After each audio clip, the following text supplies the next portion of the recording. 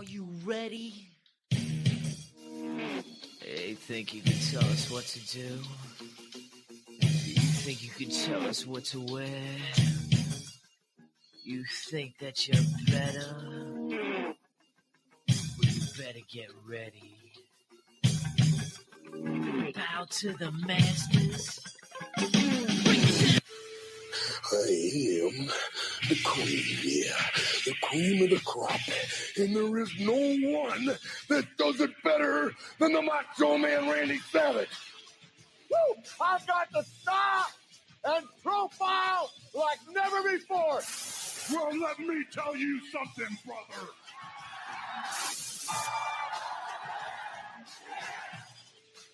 I'm the man.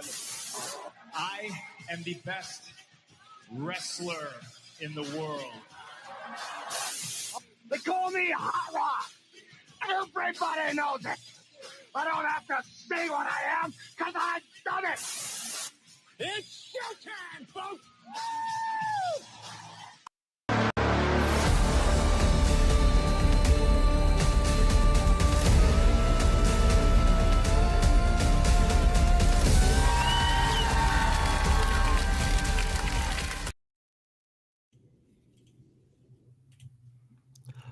Welcome, everybody, to the Real Marks of Long Island. This week, it's Justin and I. Court is out east on Long Island, RV camping. I am, for the first time in my life, sideburn-less because I had the worst haircut of my life. This is why I do not go to men for my haircuts. I go to women. Thank you, Laura, for fixing my haircut, because if it wasn't for her, I would have been hiding off social media and at work. So I'm dealing with a little crisis here. But we're not here about my haircut. We're here about wrestling. Friday Night Smackdown last night was pretty epic. What were you thinking about Smackdown last night, Justin? I thought it was solid. I mean, it's definitely been one of the lackluster shows that WWE has put out there. I think just because of the 3 hours, Cody not being there is a huge loss for the brand at this moment.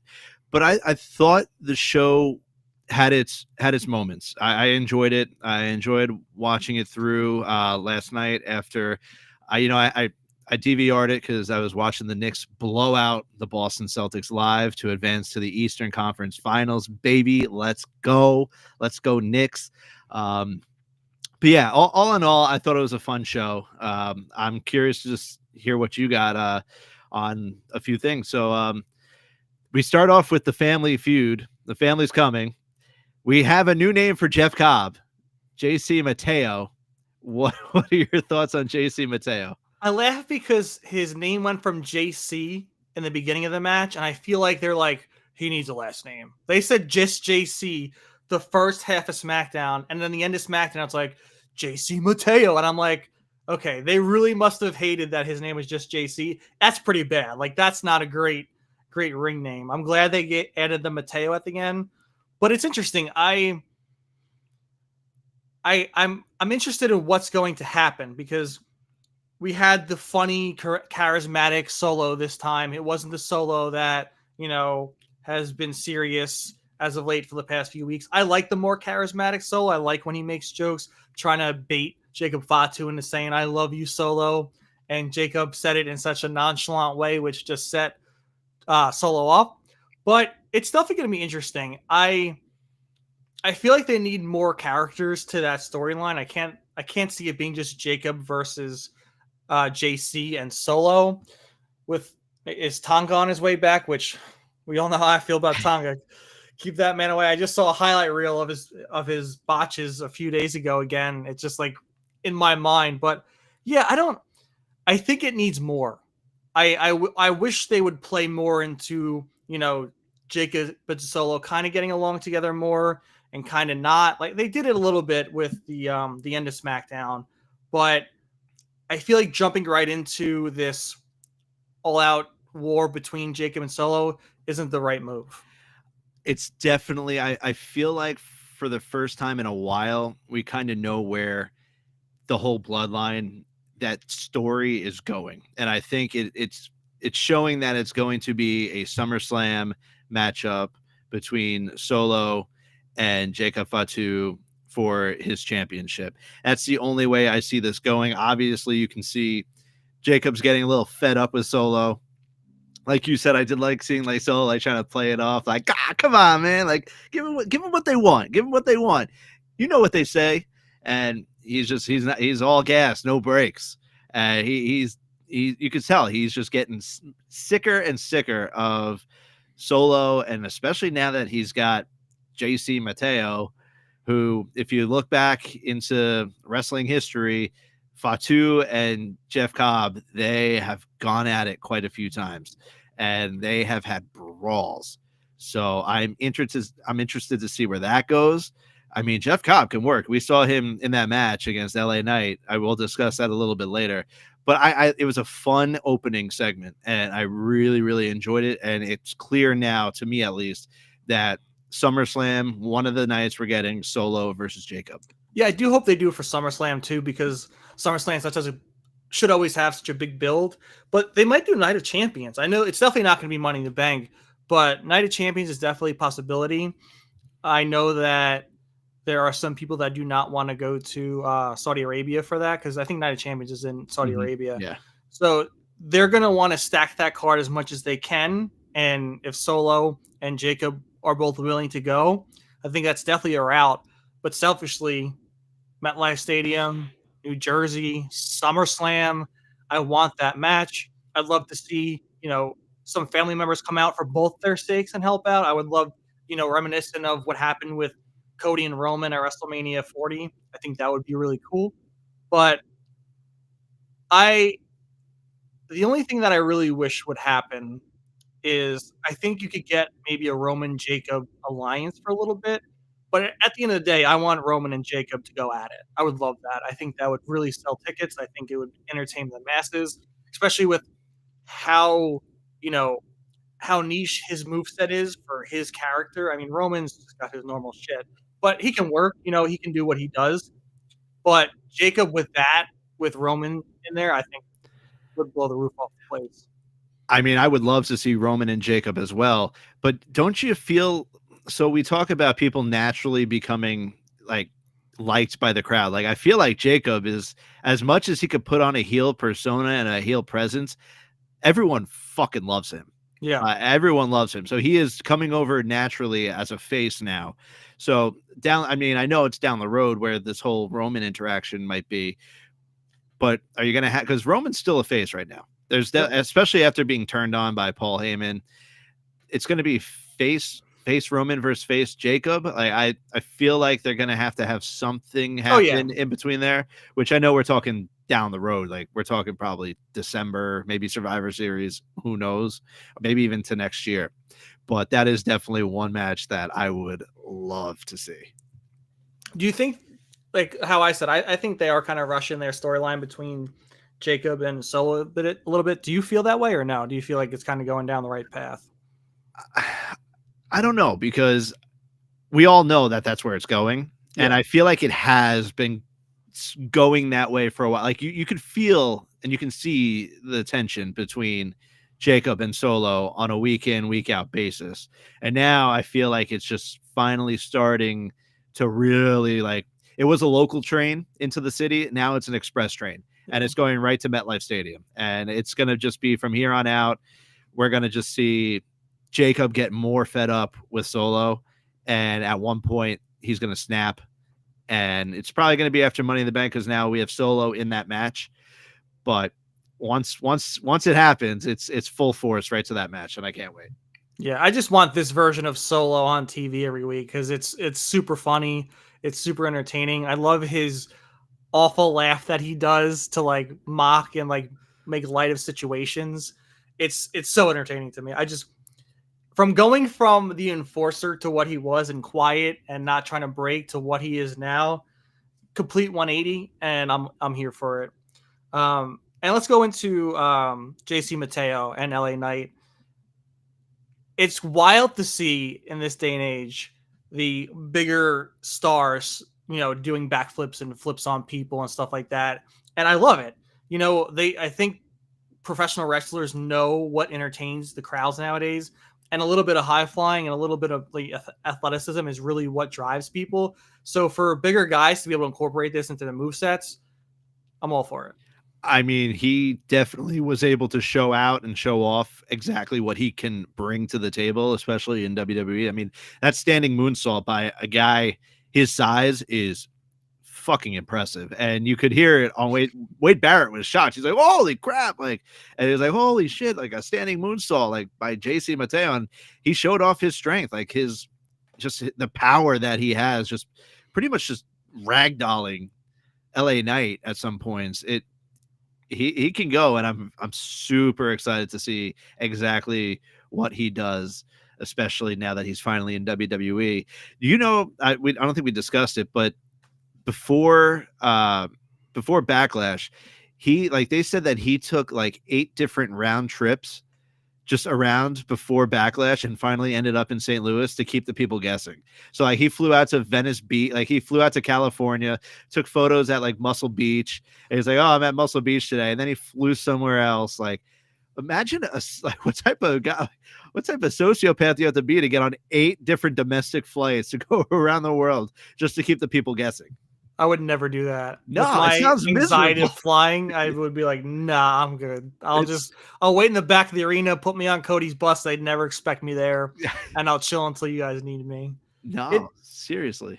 I was impressed with his finish where he caught LA Knight, the power slam, and went the other way. Like, he's doing that to a full-grown man, not like a 150-pound man. Like LA Knight, I think he's like 205 or something like that. Like, he was, like you said, ragdolling him, moving him like he was like a teddy bear. It was crazy. And I'm excited to see what element he brings into the bloodline at this point.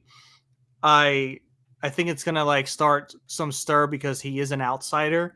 So I'm curious. I'm curious to know his role in this because it's someone that's not actually part of like the bloodline, like a Sami Zayn-esque, bring in. So it's going to be cool. I can't wait for next week. And with SmackDown, like this week, SmackDown to me was so much more of a highlight than Raw was this week. Raw was a little bit forgettable for me. But the one standout for me on SmackDown was, again, the tag team division. Fraxium, going to work against DIY, and they put on a clinic again. Like, I want Raw's tag team division to be like this as well. But it just shows, and the thing that pisses me off the most is that they're making the tag team title match next week on SmackDown. Put these matches on pay-per-view. Sorry, PLE, Premium Live Events. I don't get it.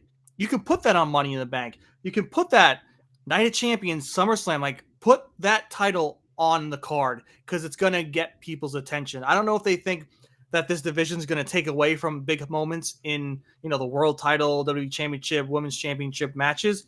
But after watching a clinic with DIY and Fraxium and just getting excited for what the Street Profits Fraxium is going to be like, and this division, we spoke about it maybe last week or 2 weeks ago with how Raw's world title division and men's division is kind of wide open.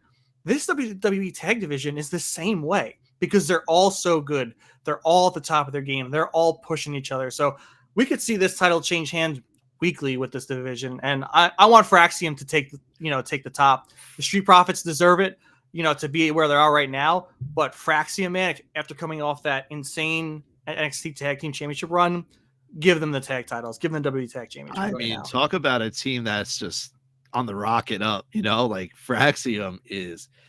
They've been on such a roll, and it is banger after banger with their matches. Like you said, like that match against DIY was incredible. And there's a photo of Axiom at the gym with the DIY or it was a Tommaso Ciampa or Johnny Gargano shirt. And now he's in a match against him. And not only is he in a match, but he defeated them. Like I'm so thankful that they did not break up Fraxium because they were teasing it a lot down in NXT.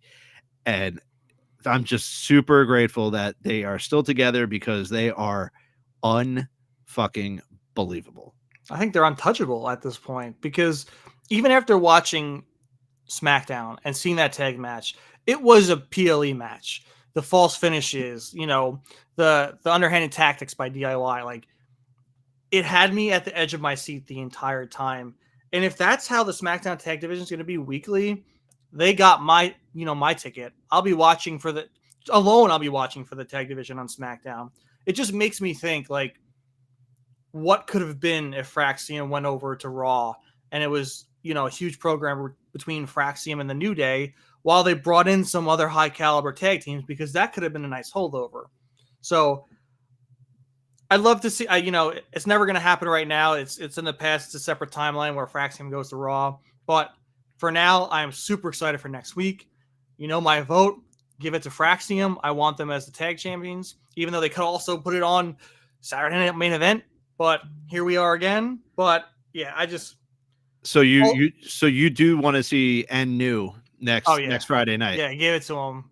I mean, because it's kind of fun, because like all these tag teams deserve to be the champions. They do. We've seen it with most City Machine Guns, DIY, Street Profits, you know, and now with Fraxium. Like, I want that. I just want them to be just brawling over these tag team champions and like championships. And I want it to end in a way where it's like there's a huge like ladder match, like a 6 tag team, like ladder match, or like Hell in a Cell or something, where it's these teams. Here it is. This is the top dog of this division right now. Whoever comes out on top. That's what I would love to see. And leading to that point, I think quick tag title runs would be really cool. Yeah, and we speak about Raw and their lack thereof tag teams.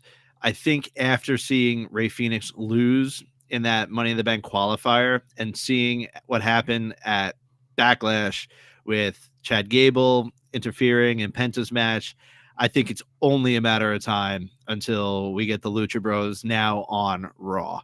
It could be as quick as like 2 weeks. I mean, I'm no insider, but the way that it's working, we got to see Penta and Gable, and then we're going to see the Penta just being beat down by Alpha Academy.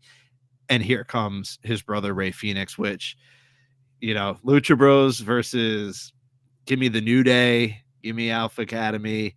You know, Lucha Bros are definitely going to give a boost to the Raw tag team division. And I think would be awesome, because right now, American Alpha, they aren't really doing much besides like playing back fiddle to Chad Gable and El Grande Americano at this point. And, you know, they were getting pushed a little bit on the forefront for the tag team division, but that feud in itself could really push that team to be a top heel tag team on Raw. And then you really can push them on the trajectory to where they need to be. Because right now, you know, as Chad's lackeys, you know, he's taking, rightfully so, but he's taking the eyes and the spotlight for that team right now. And they just seem to be doing the dirty work, which I feel like they really can excel if given the path. And a feud between the Lucha Bros would be insane, which could then lead for the Lucha Bros to fight the New Day for the titles. And then they just need more, like, again, more tag teams that are high caliber, because the War Raiders, you know, they're pushing, but as we saw from their last run, like, the people really weren't behind them yet. And I don't think it's any fault of their own. I think it was kind of the division itself and how it's been lately. I think if we had a stellar tag team division on Raw, I think people would get behind them. So I think with the New Day taking over at this point is a great first step. But then if the Lucha Bros can come in and just elevate the division, I think we can really get that Raw tag team division now on all cylinders. Now, I also think that they might want to speed up the whole Lucha Bros thing, just because we do also have Worlds Collide coming up, you know, and with AAA, and they're going to want Penta there. They're going to want Rey Fénix there. So why not have the Lucha Bros back together, and they can have a tag team match at Worlds Collide with maybe, I know they wanted the Hardys there from TNA. They have a prior obligation, but get a tag team from TNA, get a tag team from AAA, and then bring in the Lucha Bros and just have like a triple threat tag team match. I think that would be awesome, especially at like, they want to show out for that show. It's the first one of its kind, you know, after the merger or after the purchase of that company. So I'm excited to see what happens with that too. I think it's just a way to speed up the process of getting the Lucha Bros back together. Yeah, nothing's been announced for Worlds Collide yet either, right? No.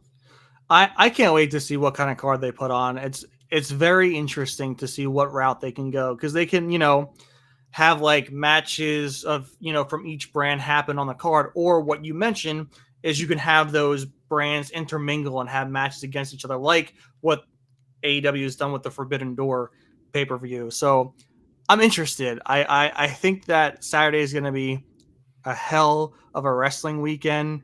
Unfortunately for me, not unfortunately, but it's my birthday that weekend, so I don't know how much focus I will be. I will try, but my twin sister might not be too happy when I come home and I'm half celebrating our birthday together. So we'll see.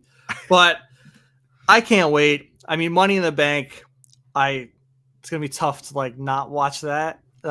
Especially the Money in the Bank ladder matches themselves. Yeah.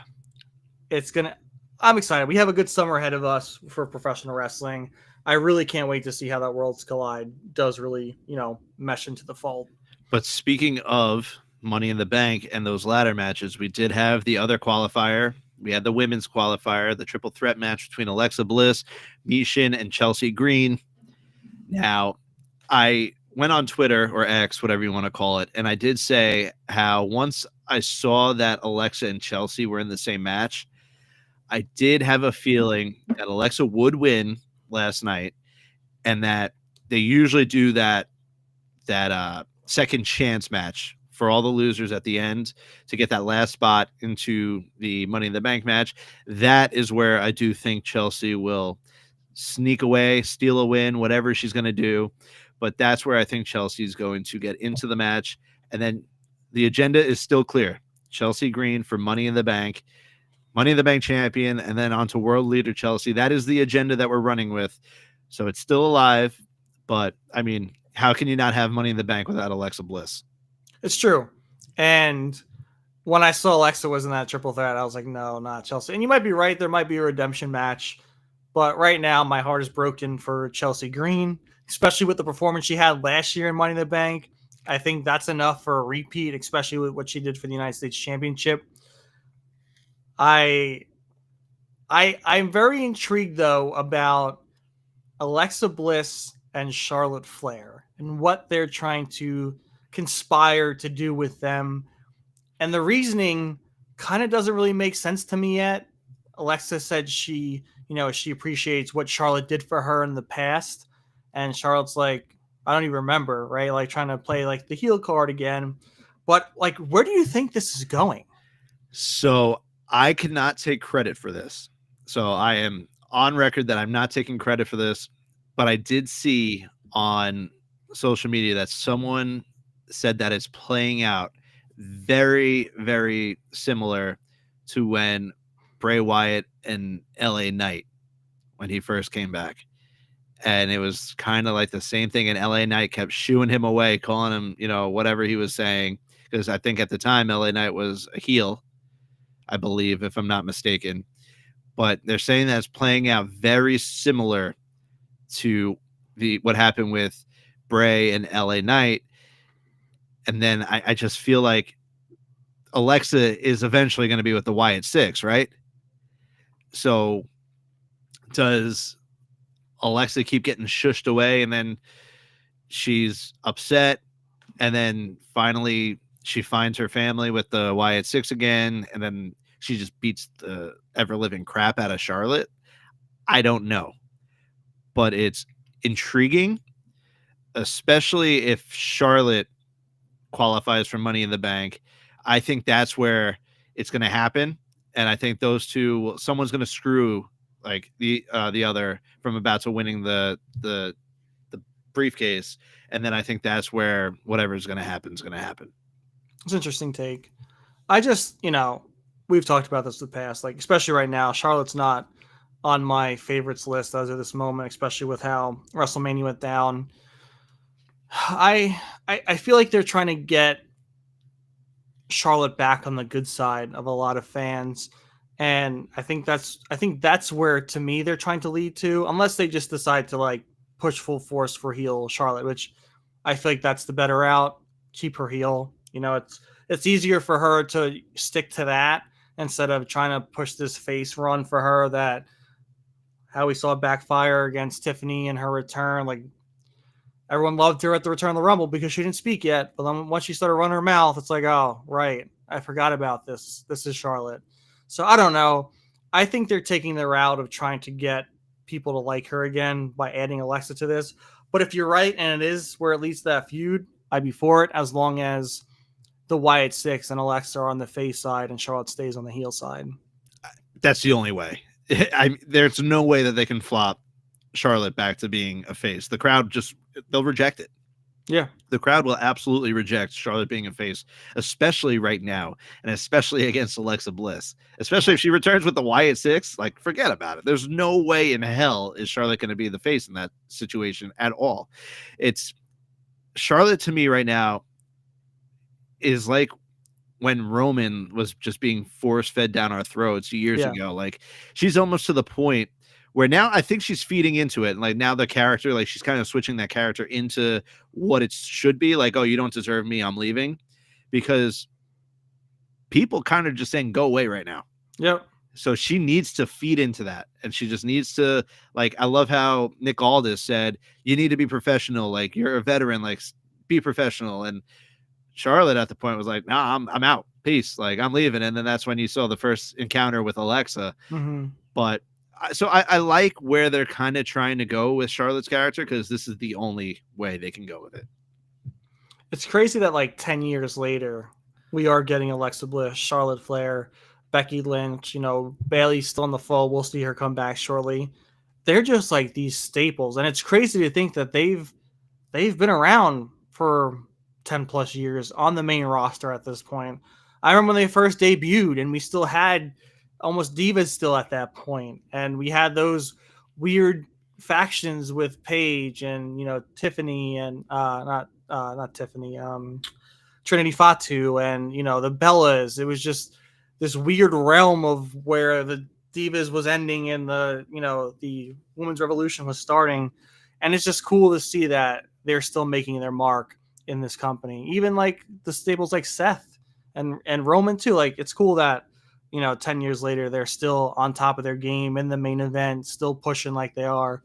Well, I want to see more for Alexa. I know they're, giving her what they can at this point. And if they do go the Wyatt Six route, there's only so much they can give you with her before, transitioning the character into that realm. But I've just always been a big fan of Alexa's. It's great to see her back, and I hope to see her weekly. Are you shocked about the outcome of the men's triple threat Money in the Bank qualifier? Are you like surprised that Solo ended up winning over Jimmy Uso and Rey Fenix? No, I knew that match. No, I when I saw that match, I knew it was gonna be Solo. I liked Jimmy's intro, little promo he did. I thought that was awesome. Yeah, he does have some good promo skills, Jimmy. He really does. But when I saw that match, I knew it was gonna be Solo. I had a feeling it. As we spoke before, we think Rey Fenix is going to go the route of the Raw tag team, with the Lucha Bros with his brother, Penta. And I think that's why he lost. And I don't think, like, as much as I love Jimmy's promo skills, I don't think he's really fully there yet. So Solo, in my eyes, was the only opinion for that winner of the triple threat. And speaking of Jimmy, little Jimmy must be pumped because R-Truth is facing off at Saturday night's main event against his idol, his idol he grew up watching and loving, John Cena. How do we feel about R-Truth versus John Cena at Saturday night's main event? I don't know. It's kind of just like a throwaway for me. I feel like this is to like really drive the knife for people to hate Cena. I think he's just going to maul R-Truth because like when you look at R-Truth, how do you hate R-Truth? He's funny. He's lovable. He's likable. He makes these funny remarks and he runs around. He's got more championships than anyone ever with all his 24/7 championship reigns. But I think this is just a ploy to get people to hate Cena. I don't think it's going to work. I wish they would have done it for the title. And I hope, because it hasn't happened yet, but I hope it gets real gritty. I hope Cena like takes his time with R-Truth and just like pummels the hell out of him and really like makes people shocked, because I think that's the only way that this match can get the response that it wants, is if John Cena doesn't hold back, he beats the shit out of R-Truth and enjoys every second of it and toys with him, like kind of like what Brock Lesnar used to do to people with the Suplex City and stuff, and just like jump up and, you know, warm up and laugh and make jokes with Heyman. That's what Cena has to do to R-Truth. Just completely bury him. And that, if that doesn't happen, waste of a match, waste of, you know, of this story. I was going to say, I feel like it's fun. Like, don't get me wrong. It's fun. It's great for R-Truth. Yeah. But don't you feel like it's a waste of one of John Cena's appearances? Yeah. Like, we only have so many appearances left. And I think we're all in agreement that he's going to retire a face. So that means, you know, is he going to do anything at Money in the Bank? Like we were discussing, I was talking with Fogg about that. Like, does John Cena do anything at Money in the Bank? We don't even know. You know, like there's nothing there for him right now, especially if they're just throwing R-Truth randomly at him. Yeah. You know, like I feel like the next match for Cena will be SummerSlam and then a build up eventually. You know, we got to get a build up for that. So it's kind of, I don't know. This is just a weird like gap filler for me. It in is. A way. But I think that I can also see Cena going to Saudi Arabia for Night of Champions. I do feel like he can have a match there. I don't know with who, but I think, especially because they like to put on a performance out there, I think Cena's definitely going to be on that card. So I don't think it's going to be his last title match. Oh, his last match before SummerSlam, but I think Night of Champions will be. And then we had Aleister Black versus Carmelo Hayes. Thoughts on Aleister and his return so far? It's been okay. You know, he's doing what he does. He's, you know, great in the ring. I love his technical style and, you know, his Muay Thai style that he uses. I don't think people give Carmelo Hayes enough credit right now because that dude is just on fire. I love and hate his relationship with The Miz right now because Carmelo isn't like corny, but The Miz is. So then when The Miz is like, who's him? Like I like that stuff. They get that shit out. I don't want that. That's fucking stupid. Like Carmelo, his promo in itself last week was awesome. You don't really need The Miz being a cheerleader in the background for that. I feel like this is just a moment for like Melo to maybe have a little bit more eyes on him and like to give The Miz something to do. But does The Miz really need something to do right now? He's, you know, done a lot in his career. I don't think they need to really like force him to be on TV for no reason. I feel like that's what's happening with this. Carmelo Hayes, I love the Andre the Giant chain. It is sick. But yeah, with Carmelo Hayes, so someone, by the way, anyone watching, we have 13 viewers right now. If you want to type anything, just feel free to type it out and we will, you know, we're open conversation here. But someone had mentioned on the Quick Count episode, someone typed in our chat and brought up Carmelo Hayes and how they think that Carmelo Hayes should be used more or utilized more. And I agree. Like we saw what Carmelo Hayes did down in NXT. He's unbelievable. The guy he's a true pro, and the first round draft pick by SmackDown. So like there's a lot of things that Carmelo has working for him, but it also feels like in the same way, he's kind of flopping. You know, like with what he's been given, like, sure, he had that best of 7 with Andrade. It was incredible. But what was the final outcome of that? You know, like, was Nothing. there ever a payoff? Like, what was the payoff? It wasn't a championship. I'll tell you that much. Like, yeah, that's what I'm like. So as well as he's working, he needs more. Yeah. Like he needs more direction. So you can't just like right now you have Aleister Black just going after and demoralizing both The Miz and Carmelo. But like what's after that? You know, you need to continue momentum. Like right now you have Trick Williams down in NXT, and we can discuss that for a little bit if we want later. But Trick Williams is becoming Carmelo Hayes. He is turning into exactly what he didn't want to be. So I don't know. Carmelo Hayes just he just needs more. I agree because like you said, number 1 draft pick for SmackDown. has, his first match on SmackDown against the WWE champion Cody Rhodes back then. And where did that lead us to? He definitely should have been United States champion. As much as, LA Knight was super over, instead of Shinsuke, it should have been Carmelo Hayes as United States champion. And I feel bad for Shinsuke because he's a hell of a worker. I love his in-ring performance. He always has such charisma to him. But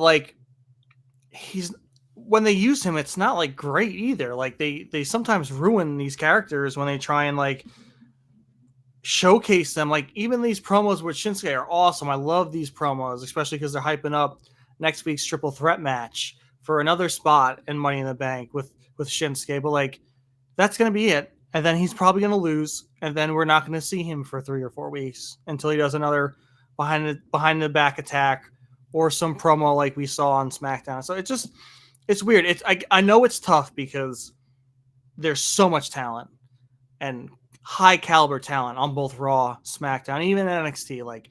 There's so much talent, and I guess there's only so much you can give people. But I feel like they need to focus better on the stories for the mid card instead of throwing things together. Because if you get a good story going, people are going to love it and follow it, and then you'll know the payoff. And this isn't a mid card story, but look what we're getting with Damian Priest and Drew. Their story has been going since WrestleMania, when Damian cashed in on him at WrestleMania 40, and we're still getting this ultimum. I can't even speak. This final cage match between these two at Saturday Night Main Event, and it's gonna be awesome. But their story together has been fun, and when they come back together and they're fighting during the fatal 4-way for the United States Championship, or they're attacking each other and slamming each other through cars on SmackDown, every time they came together, it was fun because of this story that they've built. So I think the writers just really need to put more effort into these mid-card stories and give them an actual reason. Don't just, have the Miz, come out there and be like, I forget how did the Miz and why am I blanking on? We were just talking about him. Carmelo Hayes? No. Who they're feuding with right now. Aleister Black. Aleister Black, thank you. That, I'm trying to remember how they originally came together, and it wasn't in a good way. I know Aleister kicked him in the face. I don't know what was the reason. The Miz was cutting a promo. Yeah. And he was saying how he didn't have a match at WrestleMania. Right. He feels like he's disrespected, how all these people are just coming in and they're taking the spotlight from the Miz, and then lights go out. Aleister returns, hits him with a fade to black, and the Miz is out cold. But that's the thing, that story now is just based on because Miz wanted to complain and he got kicked in the face. And now we're how many weeks in now, and it's Aleister Black, the Miz, and Carmelo Hayes. That's not an interesting grab for me, at least. Maybe people are behind it, I don't know. But for me, it's not an interesting grab enough for me to care about that story. It's all right, let's wrap that up, go to the next thing for me. Yeah, and then we had the last match for SmackDown that we haven't covered is Tiffany Stratton versus Nia Jax. Oh. And Nia Jax, she was busted open. Yeah, Lord.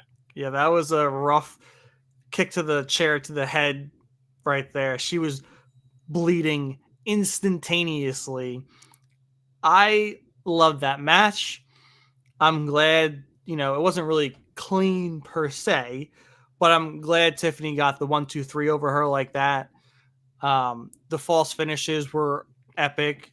The callback to, I forget what match it was, but when Tiffany went to go try to power on Nia and she did the Annihilator on her, and then Tiffany kicked out or grabbed the rope. Cinema. Perfect. So good. I love their chemistry in the ring. Them to me can be a constant in WWE where they're feuding and just button heads, and it'll pick up from right where the last time they fought or feuded and stuff. So I love that. I can't wait to see more for them in the future. Obviously their story has kind of closed at this point. Tiffany's going to move on to whatever she's going to do. But Nia Jax, I went from not being a fan when she was hurting people and got fired to her stint this time around. Ever since she came back, she's been killing it. I can't be more, excited and proud for her. She's really, coming through for her character. And like we spoke in the past, when she's giving the Annihilator, she's not fully just dropping on people. She's making it look good, but I digress. And I'd be remiss to not mention we have a new women's wrestler in SmackDown. Yes. Julia is now a part of the SmackDown roster. Do you find it weird that yes, they clearly have been pushing Julia and Roxanne Perez as a team, and now Julia is on her own on SmackDown? It looks like Roxanne's going to be on Raw. Yep. Like, what was the point of putting them together at all? See, that's funny because I knew what you were going to ask before you even asked that. I don't know. I kind of thought they were like going to come to Raw to try and like take over Raw, but then with Nick Aldis signing Julia on SmackDown, it's like, what was the point? Why have them tag team when you could have just signed them? You could have done like, Roxanne come out and, bully Io Sky or something like that, and then she gets signed. I don't know. I really don't know. And it all panned out in a weird way where I think Julia helped Roxanne in NXT. And then like they're like, oh, we're friends, but now see you, friend. I'm a Royal Yarn SmackDown. Peace. Yeah, I don't know. It was weird to me because now Julia's just on her own, and she's got to be a heel. I'm assuming. Yes. So she's heel Julia, and she flew from NXT to SmackDown. Has she been on the roster for a year? We knew that was going to happen. Oh, yeah. Though. Like we knew she was on a fast track. Get her just like adjusted to the way WWE like records and North American TV production. I think the same thing for. I mean, now I guess Stephanie Vaquer is going to just cook down in NXT for a little bit longer. Yeah. But like Stephanie's down there, I feel like you're not going to see Jordan Grace in NXT for much too. Like I feel like they signed her to be on the main roster, but there's just so much talent down in NXT. Like why wouldn't you want to dive headfirst into that talent pool, and shake it up with them before you go to the main roster? I just think I can't see it. Like I can't see a world where like all those women from NXT are now up on the main roster with who we currently have on the main rosters for the women division. It's insane. This is like, there's a talent problem, but it's not a bad talent problem. It's like, we have too much high caliber talent. How do we display these? I'll say it. Third brand. I know it'll be too much. Bring that third brand into play. I mean, we have Evolution 2 that's going to be appearing, and you can see the hints at some matches that you're gonna get at Evolution 2, which is gonna be killer. Yeah, my God, with all the talented women that they currently have signed under contract, Evolution 2 is going to be insanity. Like I remember Evolution 1 at Nassau Coliseum here on Long Island. I remember there's a lot of like when they did that battle royal, there was a lot. They pulled some legends from like left field. Like you had Kelly, you had. I think Jazz was a part of it. So like they were pulling from left field just to fill that match. But now they have so much talent where I don't even know if they like, of course they're going to bring in some legends and, whatnot, but it's not going to be nearly as many as we think. So like, we're going to be pulling up NXT women for Evolution. Like, it's just going to be that awesome. I cannot wait for Evolution. Yeah. When is that, by the way? Do you know? So I know it was supposed to be in Connecticut, but at the Mohegan Sun, but they said that they had a conflicting issue. So it's now in Atlanta. It's Atlanta, Georgia. I don't know the exact date yet, though, because I don't think they've actually announced it. Okay. But yeah, it's going to be great. I just can't get over, like, we were questioning like 2 weeks ago, what's going to be in between Money in the Bank and SummerSlam. And like, we already got Night of Champions announced. Like, they have these PLEs just like in their back pocket, ready to throw and announce them at a moment's notice, which is cool. It's really cool. I also like this resurgence of Saturday Night Main Event. I know some people are wishy-washy about it, but it really helps break things up too, because if we didn't have these breakups, we wouldn't be able to have these, Logan versus Jay world title match. And, people were thinking for SummerSlam or Money in the Bank, but now, Jay can have another a world title defense and maybe have another one in Money in the Bank. maybe not. Maybe have another defense on Raw. I think the Saturday night main events help with the versatility of the matches and these stories. I think it helps expand on all right, we can take this story, have it accumulate here at Saturday night main event, and we'll do this one into Money in the Bank. So I think it's really helping. Do you think they should bring back brand split PLEs? I don't think so. I don't know. It depends, because I feel like they have to get back into I think they're going to have a draft. The rumor is they're going to have a draft within the next few weeks. So with brand split pay-per-views, I mean, yeah, sure. Does it give storylines proper time to cook and marinate? Sure, because now if I'm in a feud with you on SmackDown, we have now 6-7 weeks to build that storyline up rather than 3. But then, sometimes you just want to hit the gas and get to the end. Breaks. Yeah, you want to sometimes just get to the end. So I don't know. I don't think so. But then again, there's so many championships not being utilized on PLEs, so it's kind of like a damned if you do, damned if you don't. Yeah. So I don't know. I'm up in the air on that. I truthfully am up in the air on that. I want to sidetrack a little bit. Get out of the WWE realm a little bit. How do we feel about Long Island's own, part of the Hurt Syndicate, baby? He got the 3 thumbs up. I'm excited. We hurt people. Let's go. I mean, the pop that occurred when Bobby Lashley gave the thumbs up. MJF just makes everything work, dude. He does. And I saw someone post on X that this is going to be MJF next week, and it was Owen Hart with the Nation of Domination. When Owen Hart was a part of the Nation. Oh my God, I started pissing my pants. Part of me though thinks that because it's a contract signing, we all know how contract signings go. I think they could pull a double switch on him. I hope they don't, because I want to see a world where we have MJF with the Hurt Syndicate. I really do. I would love to see how that chemistry, unfolds together and bring back that mean streak for MJF, but at the same time, give that charisma to Bobby and Shelton. I know MVP has it, but MVP is just the manager type. MJF's going to be the charismatic performer on that team. So I would love to see that dynamic unfold.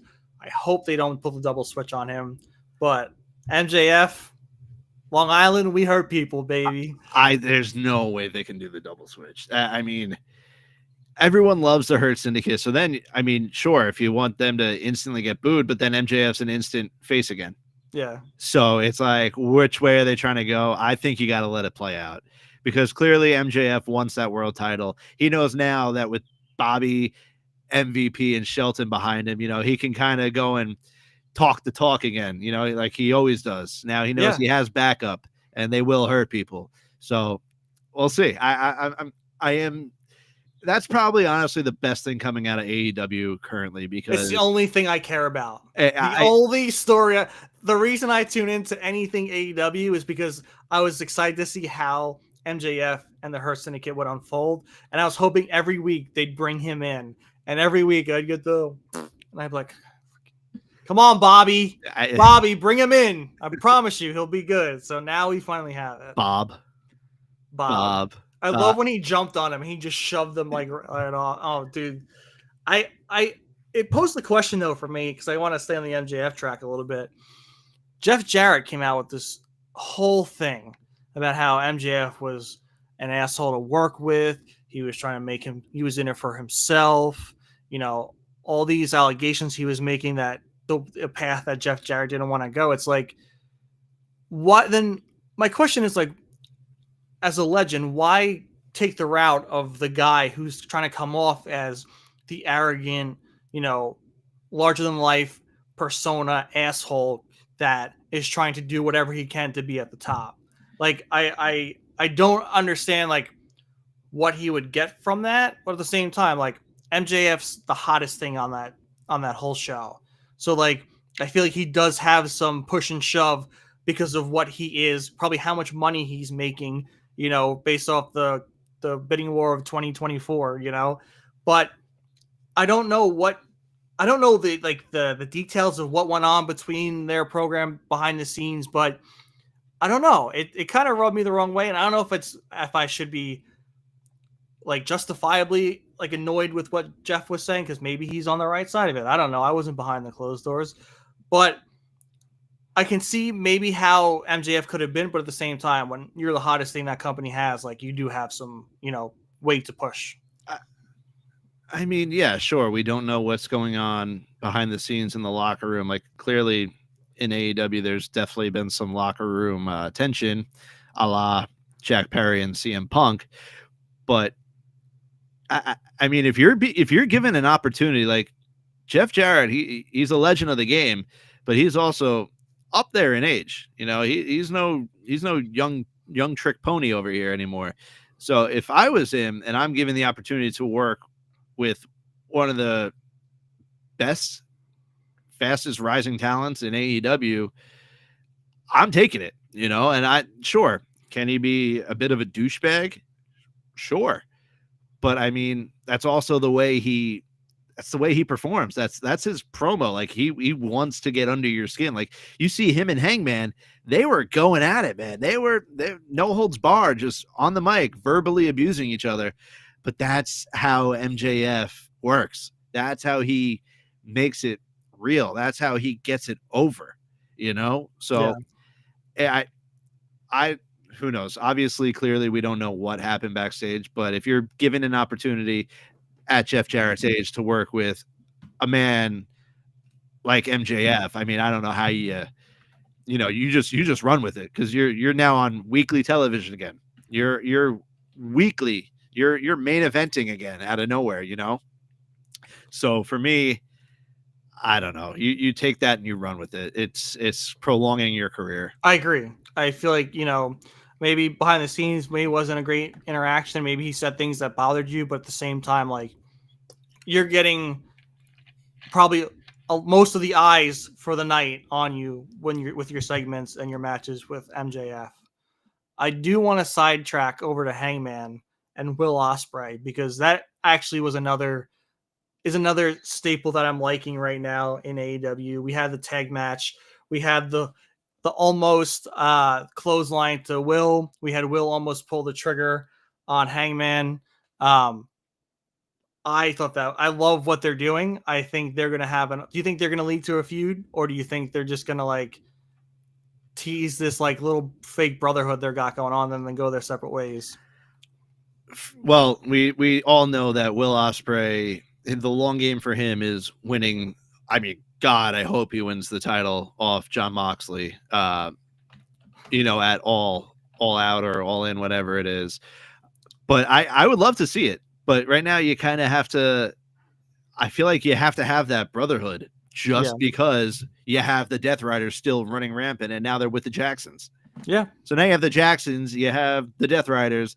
So now you kind of have to, it's like, I don't know. I feel like this happens every other month. You have all these face AEW wrestlers trying to take down the Death Riders, and somehow the Death Riders just continue to survive. So to wrap it up, would I love to see that? Yes. Do I think it's going to happen right now? No, because I think it turns into eventually Will Ospreay versus Jon Moxley. Yeah, I see that. Well, thank you for entertaining my AEW questions. Absolutely. I got the All Elite Adam Cole Bebe shirt on. You can't see the Bebe part, but it's there. Thank you all for tuning in, for listening, for watching us live. 14 strong. The whole show. Let's go. Thanks, appreciate it. Next time, if you want to be part of the conversation, comment away. Let us know. Like, we're here to talk. We're here to chat. We love talking wrestling. We do have, obviously favorite WWE a little bit more right now. We used to, if you go back in the vault, we were a little bit of AEW marks for a little bit back when they were good. We'll give them that. When they had the momentum. Yeah, when they had the momentum is right. And when Vince was tanking everything possible. Exactly. But it's a whole new landscape. It's a very entertaining landscape. We should be very fortunate to be wrestling fans right now, because there is so much fun content to see. And we appreciate you guys choosing us to listen to us nerd out and talk about wrestling. So we hope to catch you on the next one. And make sure to like, subscribe, comment. You have the socials down at the bottom scrolling around. Justin's setting up this whole awesome restream we got going on. And yeah, we'll catch you guys on the next one. Real Marks out.